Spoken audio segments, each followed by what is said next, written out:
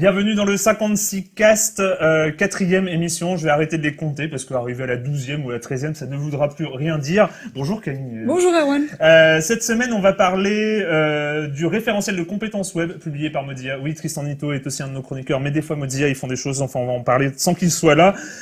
On va aussi parler des Photoshop trolls dans le potager du web et on finira, si on a le temps, on parle de quoi? On parle d'Adopi et de jeux vidéo, car Adopi a publié une étude sur les jeux vidéo. Mais c'est la quatrième semaine. Pendant 3 semaines, nous avons nos chroniqueurs du quartier libre. La quatrième semaine, nous avons un invité. Et notre premier invité du 56 Cast, c'est Alexandre Bouchereau, cofondateur de Ulule.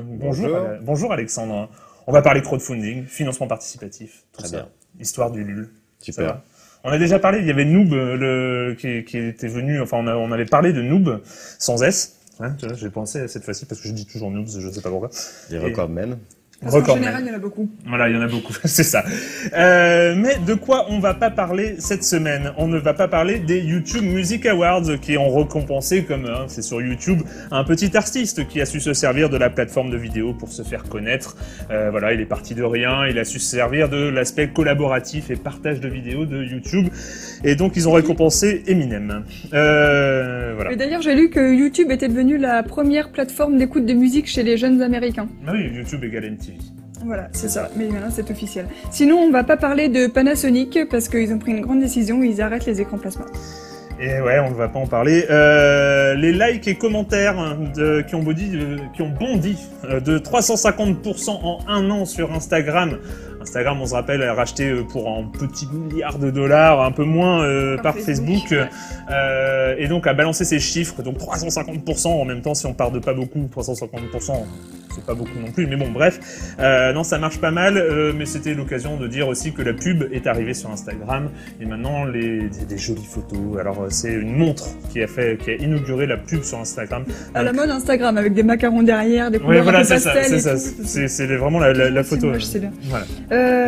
Sinon, parmi les 500 entreprises les plus importantes des États-Unis, combien ont un compte Instagram? Eh bien, seulement 25%. Alors que chez Facebook, Twitter et tout ça, on est plus dans les alentours de 98%, mais bon, c'est... T'es sûr ou pas, non? Non, j'invente pas, D'accord. C'est pas marqué là, mais j'invente pas. Premier... Ah oui, alors, il y a Dell. Dell, vous connaissez les ordinateurs. Dell, qui retire des ordinateurs sentant, entre guillemets, je cite, le pipi de chat. Oui, il vaut mieux les retirer dans ce cas-là. Et donc Dell assure que ce défaut dans la fabrication ne présente pas de danger, pas de risque pour la santé. Non, il paraîtrait que c'est un Nyan 4 qui traînait dedans et qui a pris ses aises. Non, ça, t'as pas vérifié, ça. C'est pas de l'information. Oh, non. J'ai essayé. Vas-y. Sinon, à partir du 14 novembre, EI Télécom commercialisera des offres de téléphonie 4G pour Crédit Mutuel Mobile, CIC Mobile et Énergie Mobile. La news là-dedans, c'est qu'il y a une entreprise qui s'appelle EI Télécom. Exactement. Ouais, je ne connaissais pas. Par ailleurs, le compte Twitter du pape a dépassé les 10 millions d'abonnés. Voilà. Mais en même temps, il triche, il y en a plusieurs, un pour chaque langue. Ouais, c'est un petit peu facile. Et sinon, après Samsung, mais avant Apple, Google va faire une montre connectée. Bien sûr. Connecté, la montre. Sous Android, bien sûr. Sous Android. Faudra qu'on parle un jour de ces choses. Les montres connectées, tout le monde Alors, il y a Samsung qui a sorti la sienne et ils ont eu un record de retour. C'est pas que ça marche pas, c'est que je pense que les gens ne voient pas à quoi ça sert en fait. Alors en fait, le truc, ça sert pour, il paraît, le quantified self.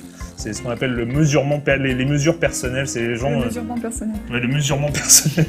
C'est les gens qui calculent le nombre de pas qu'ils font tous les jours et qui font des courbes après. Enfin, avant, on appelait ça des troubles obsessionnels compulsifs. Maintenant, on appelle ça le quantified self. C'est plus chic. Ouais, c'est plus chic. Hein. On va passer à l'actu.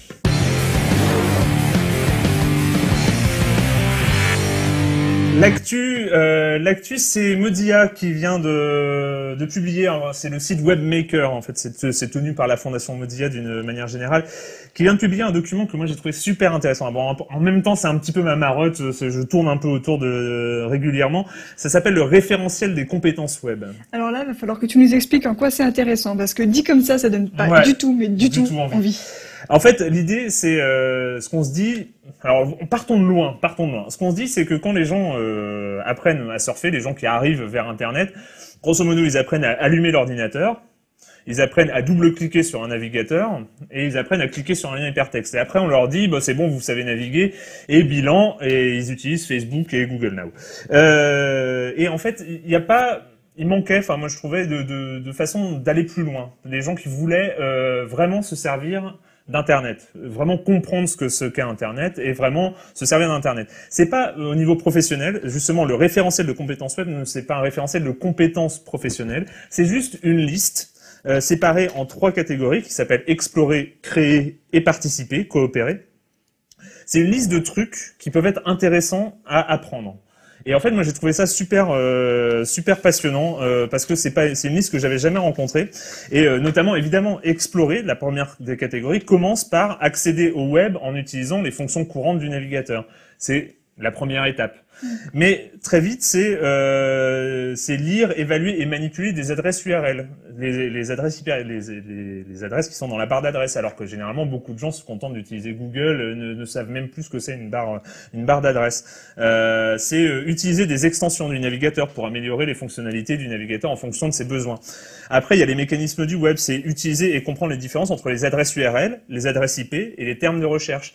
Alors c'est des petites pistes comme ça, mais je pense que quelqu'un qui ne connaît pas Internet ou qui a vraiment envie d'apprendre à s'en servir, et à chaque fois, il peut se dire, bah tiens, je vais essayer d'apprendre. C'est comprendre comment ça marche pour mieux s'en servir. C'est comprendre comment ça marche, c'est aussi créer, c'est aussi, alors il y a tout un truc de coopérer. Alors c'est configurer des notifications pour suivre des espaces communautaires et leur interaction. Alors les utilisateurs du forum de No Life le connaissent, hein, c'est s'abonner à une discussion pour recevoir des mails quand il y a des nouveaux messages qui arrivent dans une discussion. Mais c'est plein de petits trucs qui sont super intéressants. Il y a aussi dans coopérer, il y a le truc qui semble le plus dur, c'est exprimer des opinions de façon pertinente dans des discussions en ligne. Moi, je suis encore en phase d'apprentissage, hein, je vous préviens. C'est du pertinent que ça bloque. Ouais. Après, il y a évidemment le système de créer, c'est apprendre. Alors, c'est un peu plus compliqué, apprendre à se servir des balises HTML, apprendre à se servir des feuilles de style, du CSS, mais ils ont aussi des outils en ligne qui permettent de faire ça. C'est la marotte de Mozilla depuis plusieurs années. Ils avaient même fait un festival de 3 jours entièrement centré là-dessus, en disant que les gens se serviraient mieux d'Internet s'ils avaient déjà essayé de mettre la main à la pâte. Voilà. Et moi, j'en suis persuadé. Je suis assez d'accord avec les gens de Mozilla là-dedans. Et c'est pas si difficile. En plus, ils ont des outils sur webmaker.org. Il y a plein d'outils qui permettent en plus de manipuler en temps réel les CSS et les balises HTML. Et on voit le résultat dans la frame, dans l'espace en face. Voilà. Un des derniers points qui m'a fait rire, c'est dans la partie créer.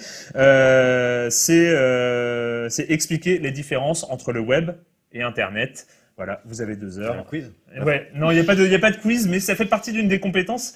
Voilà, et je trouve ça aussi intéressant d'aller un petit peu en profondeur comme ça. Après, c'est pas non plus la question la plus difficile du monde. Mais voilà, c'est pour donner conscience aux gens que voilà, c'est pas Internet, c'est pas juste cliquer sur des liens, c'est pas juste donner son profil à Facebook. Il y a plein de choses qui sont possibles. Et en une phrase, c'est quoi la différence entre Internet et le web alors?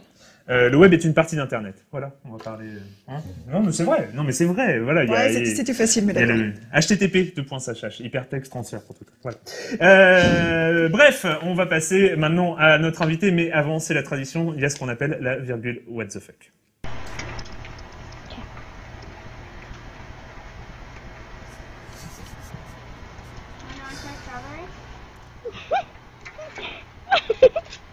C'est toujours gênant les secondes qui suivent une virgule what the fuck. C'est toujours un petit peu gênant. Voilà. Alexandre Bouchereau, cofondateur de Ulule. Ulule, c'est tout récent, hein, c'est 2010. 3 ans. 3 ans. Oui, c'est vrai qu'à l'échelle d'Internet, 3 ans, c'est vieux, finalement.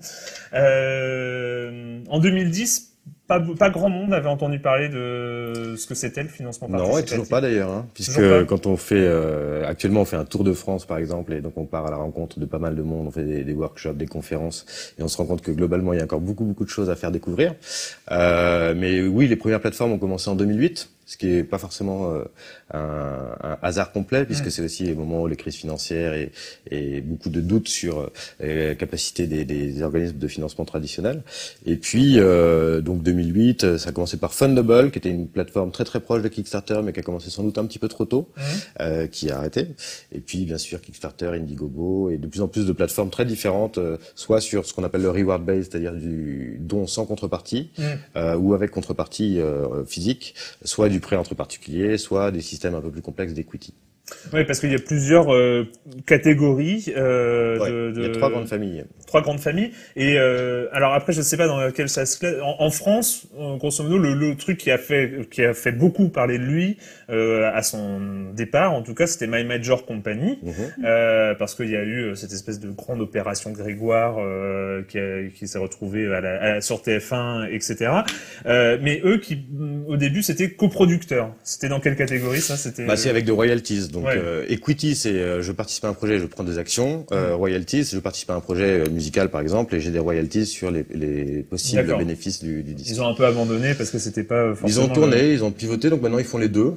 Ils sont venus effectivement sur notre modèle, mais d'autres aussi ont démarré sur ce modèle-là. Et bon, nous, dès le début, on avait la conviction que ça pouvait faire sens dans certains cas, mais que globalement, c'était pas l'envie principale et côté des artistes et côté du public. C'est-à-dire que globalement, quand quelqu'un a envie de soutenir un groupe, il n'attend pas forcément avoir des royalties. Il préfère avoir soit le disque en avant-première, soit accès à un concert ou à un show privé ou ce genre de choses. Alors comment ça marche en 2 mots, vu que les gens ne connaissent pas forcément ce que c'est le financement participatif? Oui, enfin je pense que sur le live ils doivent connaître parce qu'il y a eu Noob entre autres qui a quand même fait beaucoup de bruit.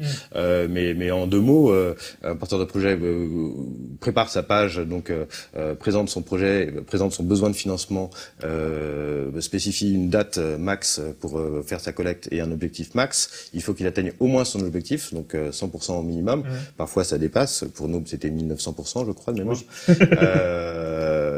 Et donc en fonction des sommes versées par les internautes, il y a des paliers de contrepartie qui vont du symbolique au très concret. Ça dépend beaucoup des projets. Sur des projets culturels, évidemment, c'est souvent plus une forme de souscription. Donc je souscris à un DVD, à un livre, à une BD. Mais il y a aussi des projets solidaires, il y a aussi des projets innovants. Et donc voilà, je choisis une contrepartie. Et si le projet atteint son objectif, le porteur de projet reçoit son financement. Les soutiens reçoivent leur contrepartie. Parfois 3 mois, 6 mois, parfois 1 an après le projet. Ça dépend. Quand le projet est à terme, arrive à terme. Et donc sur ce modèle-là, il y a déjà 3200 projets qui ont été financés sur Ulule. Ce qui commence à faire beaucoup, parce que 3200, c'est 3200 fois un porteur de projet heureux qui a réussi à faire exister son truc et puis qui derrière a embarqué avec lui aussi toute une communauté. Et ça représente 61% de taux de succès. Donc ce qui est un taux de succès qui est quand même assez bon aussi. Juste par effet de comparaison, sur Kickstarter, ils sont à 43%. D'accord. Donc je pense que c'est entre autres lié au fait qu'on fait un accompagnement assez poussé avec une équipe qui aide et qui coach un petit peu les porteurs de projet pour bien les aider à présenter les choses. Et donc voilà, les 350% d'Instagram, moi ça m'impressionne pas trop puisque c'est à peu près ce qu'on a fait sur Ulule. Enfin globalement ça avance très très vite.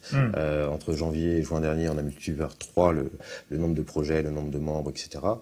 Et donc ça avance vite et il y a de plus en plus de familles de projets, si je puis dire, qui s'intéressent au système, puisque ça fonctionne un peu par un modèle d'exemplarité. C'est-à-dire que dans le jeu de plateau, par exemple, il y a beaucoup de projets qui ont marché, du coup le bruit a circulé de bouche à oreille, et il y a de plus en plus de projets de jeux de plateau. C'est un peu moins vrai en jeu vidéo, parce que le jeu vidéo c'est assez particulier. Ça demande des budgets plus importants, initiaux, et puis voilà, et j'ai l'impression que sur le jeu vidéo Kickstarter, même pour les boîtes françaises, européennes, il y a ce modèle Kickstarter qui a vu naître des grands projets de jeux vidéo. Il y a beaucoup de Français qui, même si en fait il est difficile d'avoir un projet sur Kickstarter puisqu'il faut avoir un compte domicilié aux États-Unis, etc. Mais il y a pas mal de Français qui passent entre les lignes pour avoir leur projet là-bas, ce qui marche pas toujours. Pas souvent même. Même pas souvent. En fait, ce qui est intéressant, c'est que Kickstarter, on a toujours la vision des énormes projets, la Pebble quand on parlait de montres connectées ou ce genre de choses. Mais la moyenne des projets sur Kickstarter, elle est à $5 000. La moyenne des projets sur Ulule, elle est à 3 500 €. Qui revient à peu près au même. C'est à peu près la même chose. Donc il y a des gros projets, type Noob avec ses 680 000 €, mais il y a aussi beaucoup de petits et moyens projets qui font 1 000, 2 000, 3 000 €. Beaucoup de courts-métrages par exemple, beaucoup de projets d'entreprise aussi, enfin plein de choses. Et qu'est-ce qui t'a motivé pour lancer Ulule? Moi, ce qui m'a motivé, parce qu'en fait, il y a ce côté un peu start-up, hein, qui est économie du web et tout ça, mais on a l'impression sur le financement, enfin sur le crowdfunding, sur ce genre de choses, il y a des motivations qui sont au-delà, en fait. En fait, moi, j'ai commencé sur le web il y a bien longtemps, en 98, fluctuat.net, ça t'a dit peut-être quelque chose. Et à l'époque, on avait tout le temps des problèmes de sous, parce qu'on organisait en plus différentes choses en marge du site, des festivals, des concerts, etc. Et on avait tout le temps des problèmes de sous. Mais à l'époque, il n'y avait pas les réseaux sociaux, il n'y avait pas Facebook, c'est incroyable, mais bon. Et donc, on n'avait pas cette capacité de connecter des communautés simplement pour financer des projets qui quelque part tombaient sous le sens, c'est-à-dire qu'il y a des choses qu'on aurait pu financer si on avait eu les moyens de le faire. Et donc l'envie initiale elle vient de là, c'est-à-dire que quand on a commencé à travailler sur le projet, on s'est dit que déjà il y avait pas mal d'initiatives un peu partout, ce qui est très intéressant quand même, c'est-à-dire en Amérique du Sud, aux États-Unis bien sûr, mais en Asie un peu partout. Et nous on avait envie d'apporter notre touche et puis d'apporter un outil qui soit très concrètement utile pour les porteurs de projets, pour pouvoir connecter avec leur communauté. Et donc moi j'aurais adoré avoir ça il y a un peu plus de 10 ans maintenant. Ouais. Et ça fonctionne. Ça fonctionne. On a parlé de Noob, qui est record que les gens de No Life connaissent bien, qui est le record absolu actuellement sur Ulule. Ouais. Et est-ce qu'il y a d'autres projets en ce moment? Parce que c'est vrai que c'était assez marrant quand on t'interviewait sur le phénomène Noob. Toi, t'avais tout de suite envie de dire oui, mais il y a ça. Ouais, parce que c'est important de dire qu'il y a d'autres choses, tout simplement parce que c'est pas forcément les plus gros projets qui sont les plus intéressants. Donc, je parle pas de nous, j'ai beaucoup de respect mais ce que je veux dire, c'est qu'il y a énormément de projets qui sont alors, on a plusieurs projets qui ont dépassé les 100 000 euros, donc on a des projets qui sont consistants, sur lesquels il y a eu pas mal d'argent. Par exemple, un projet de jean entièrement fabriqué en France. La marque s'appelle 1083. 1083, c'est la plus longue distance en France entre Menton et Portsmouth, je crois, en Bretagne. Et donc, tous les éléments du jean viennent de moins de 1083 km. Ils ont lancé leur jean en vente sur Ulule. Ils ont collecté plus de 100 000 euros, 110 000 euros. Donc, bon, il y a des belles histoires comme ça. Mais après, il y a aussi des projets. Là, en ce moment, il y a Nichons Nous sur Internet, qui est une revue, une belle revue, dont le titre est certes un petit peu putassier, mais je pense qu'il est vraiment super intéressante. Et ils collectent, je crois qu'ils sont à 5 ou 6 000 euros. Ils vont sortir leur revue, c'est génial.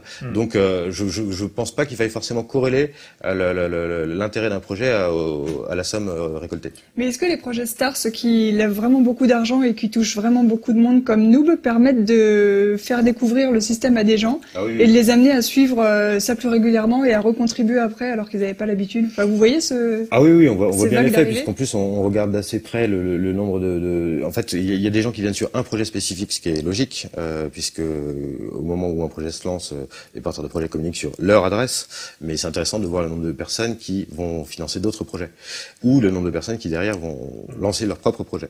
Et donc on a effectivement des serial ululeurs, comme on les appelle. Donc notre champion, je l'ai rencontré la semaine dernière à Dublin, il a financé 180 projets. Et donc il adore ça. Il met des tickets par-ci par-là et il adore découvrir, parce que sur chaque projet il y a évidemment les contreparties, mais il y a l'histoire du projet.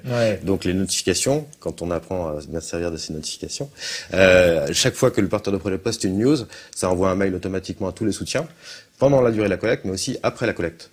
Et en réalité, c'est sans doute l'une des choses les plus précieuses que viennent chercher les internautes sur des projets. C'est-à-dire de partager aussi ces histoires-là. Alors bien sûr, avoir la revue dessinée en avant-première ou ce genre de choses, c'est aussi génial.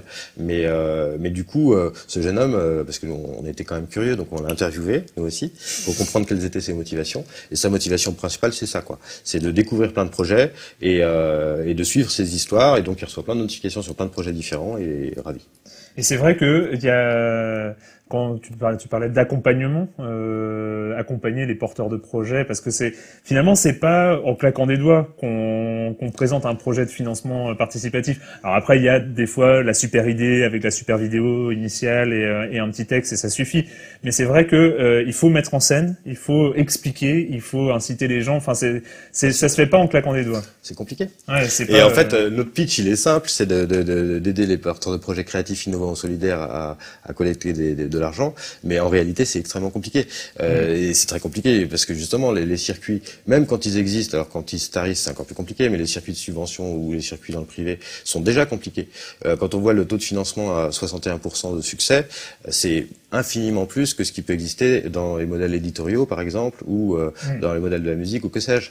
Mais ça reste compliqué, et la difficulté est aussi dans notre rôle, c'est de parfois savoir dire non à un porteur de projet, parce que par définition un porteur de projet c'est son bébé, c'est son trésor, tout est formidable, et donc il faut parfois qu'on l'accompagne pour lui dire là peut-être qu'il faut commencer plus sur quelque chose de plus raisonnable, ou il y a toujours des questions de timing dans un projet aussi, puisqu'il y a des projets comme Noob qui arrivent déjà avec une grosse communauté. Ils avaient déjà 110 000 fans sur Facebook, je crois. Et puis il y a des projets qui arrivent sur Ulule et qui vont à la fois demander de l'argent et créer leur propre communauté. Ouais. C'est deux choses en même temps, c'est compliqué. Ouais, c'est le cas de Inside the Cube, par exemple, qui est un cube assez chouette, une sorte de Rubik's Cube. Enfin, c'est le labyrinthe. Le labyrinthe 3D. C'est le labyrinthe en 3D à l'intérieur. Oui, c'est très bien. Eux, ils ont démarré de zéro, si je puis dire. C'est-à-dire qu'ils n'avaient pas de communauté, ils n'avaient pas de notoriété particulière sur le web, et ils ont lancé leur campagne et ils ont réussi. Alors, ça leur a demandé énormément d'énergie. Mais ils ont réussi à collecter plus de 60 000 € et se créer une fanbase, et se créer même plus qu'une fanbase, une base de clients, puisqu'ils ont vendu, je crois, le chiffre exact, mais je crois que c'est 700 ou 800 cubes. Et donc, oui, de fait, c'est de l'énergie, et oui, c'est difficile, que ce soit en financement participatif ou que ce soit ailleurs d'ailleurs. Oui. Eh ben merci Alexandre.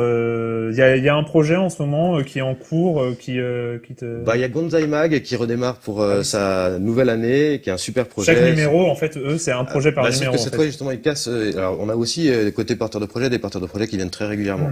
Il y a les ludopathes, par exemple, de Toulouse, qui ont dû lancer 6 ou 7 jeux sur Ulule. Et je crois que sur les 6 ou 7, il y en a un qui n'a pas marché, tous les autres ont marché. Gonzai, ils ont effectivement commencé en finançant chaque numéro, et puis là, ils changent un peu de braquet, puisqu'ils vont financer une année complète. D'accord. Pour s'assurer 2014. Et donc c'est un super magazine que je vous invite à découvrir, et vraiment ça vaut le coup. Et découvrez Gonzai sur ulule.com. Encore merci Alexandre. Merci. Et c'est le moment du potager du web.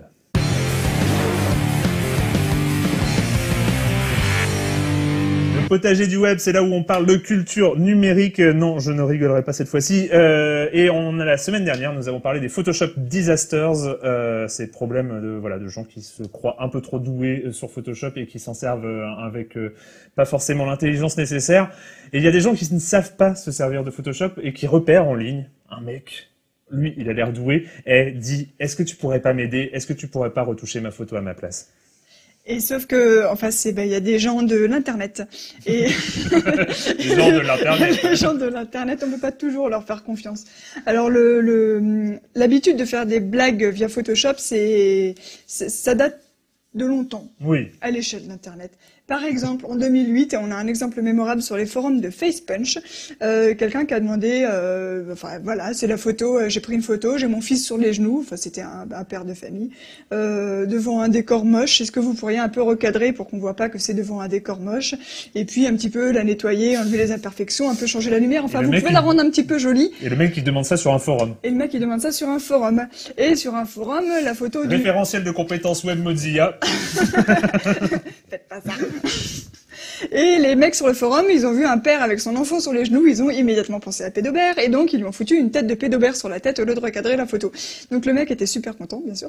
Et c'est un peu de là qu'est partie la mode de troller les gens qui demandaient de l'aide sur Photoshop. Alors il y a quand même un génie ultime qui a fait un site spécialement c'est un site piège en fait. Il l'appelle Photoshop Request, il a fait une magnifique page d'accueil où il dit je retouche gratuitement vos photos, envoyez-les à cette adresse et demandez à cette adresse mail et demandez-moi ce que vous voulez. Et donc en fait on peut envoyer, si on a quelqu'un qui a besoin de retoucher une photo, on lui dit va sur photoshoprequest.com et le mec il pose la question et après en fait le type nous montre tout l'échange qu'il y a eu entre ces deux personnes et donc en général il fait plusieurs versions de la photo retouchée et les gens comprennent pas tout de suite qu'on se fout de leur gueule, par exemple. Il y a quelqu'un qui dit, c'est un jeune, voilà, j'étais à New York avec un groupe d'amis, il y a un problème, c'est que le mec, là, on l'aime pas trop, tu pourrais le virer de la photo. Ouais, une photo de groupe où, voilà, il y a un type qui est derrière. Voilà. Et bon, comme c'est un sale con, quand même, celui qui a demandé ça, parce que ça se fait pas d'enlever les gens des photos, et bien, le mec a laissé que le copain qu'ils aimaient pas en question sur la photo. Et il dit, mais non, je crois que tu n'as pas compris, peut-être que tu ne parles pas très bien anglais, je voulais l'enlever lui et laisser tous les autres. Et donc après, il fait exprès de l'effacer avec des nuages, de l'effacer moche et tout, puis il poste toute la conversation, donc c'est super drôle. Ou t'as aussi le mec qui dit, je me suis rasé la moustache, alors maintenant, est-ce que tu pourrais m'enlever la moustache sur la photo aussi, que ça soit ressemblant? Et, hein, quoi, je parle pas très bien anglais, et tu veux que je t'enlève les sourcils? Alors il enlève les sourcils, mais il laisse ta moustache. Mais non, je veux que tu me remettes les sourcils. Alors il lui remet d'énormes sourcils. Et c'est comme ça tout le temps. Et c'est comme ça, le mec, et en plus, on voit de tous les champs, c'est-à-dire le mec finit par poster des photos avant et après, sans et avec une moustache d'un acteur qui a perdu sa moustache. Il lui dit, regarde, une moustache, c'est voilà, ça. Avant, après, je veux pareil. Et finalement, le mec, il troll. Et c'est formidable, Voilà. Et après, c'est parti en Asie et ils sont devenus assez spécialistes sur Weibo, qui est donc le super grand réseau social en Chine. Les gens avaient un mot-clé, c'était Photoshop Master Please Help.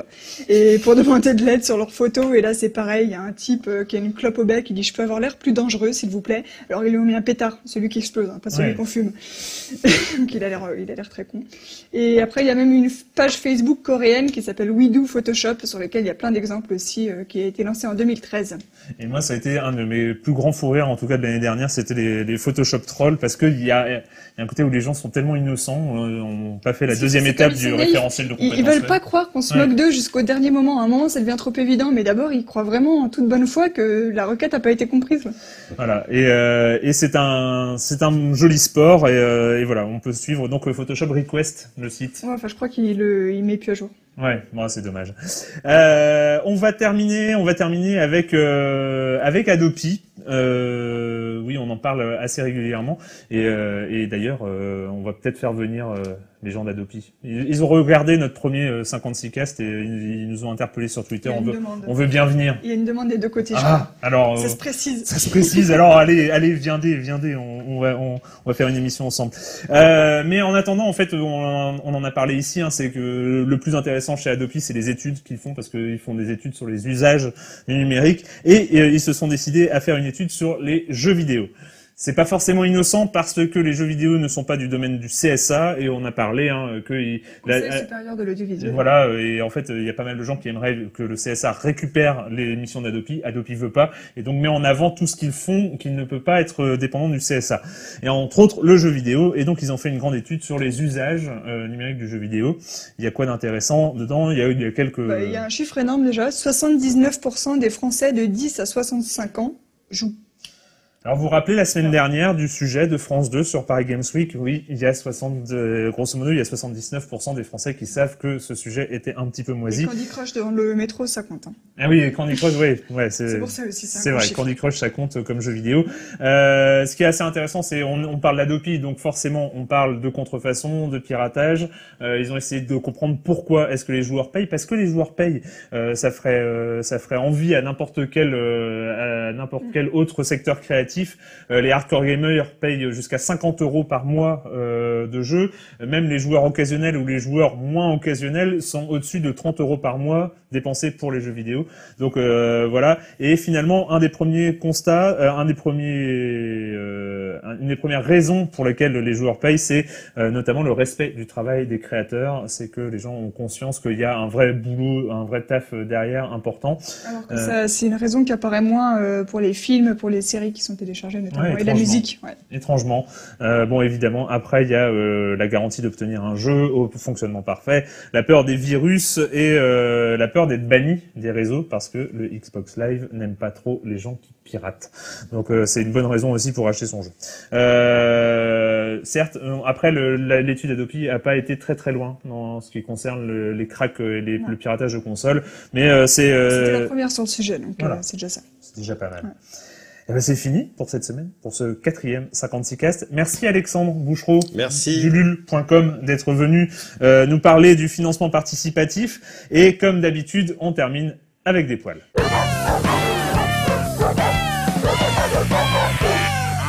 Bon, donc, c'est une vidéo qui a été faite, non, parce que là, il y a une petite histoire qui vaut le coup d'être racontée quand même. C'est une vidéo qui a été faite par la New York City Coalition Against Hunger, donc la coalition de New York contre la faim.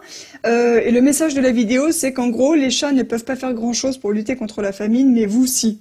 Et donc on voit un chat qui peut pas faire grand-chose pour lutter contre la famine, mais il essaye quand même. Il essaye. Voilà. Il a une bonne volonté, le chat. Ouais. Donc voilà, on va terminer avec un chat qui essaye de cuisiner, hein, c'est normal. Et nous, on se retrouve la semaine prochaine sur No Life et sur libération.fr. Au revoir. Ciao. C'était ça, cette image, je me demande depuis tout à l'heure. Oh. Ah oui, mais il est pas très doué. Hein.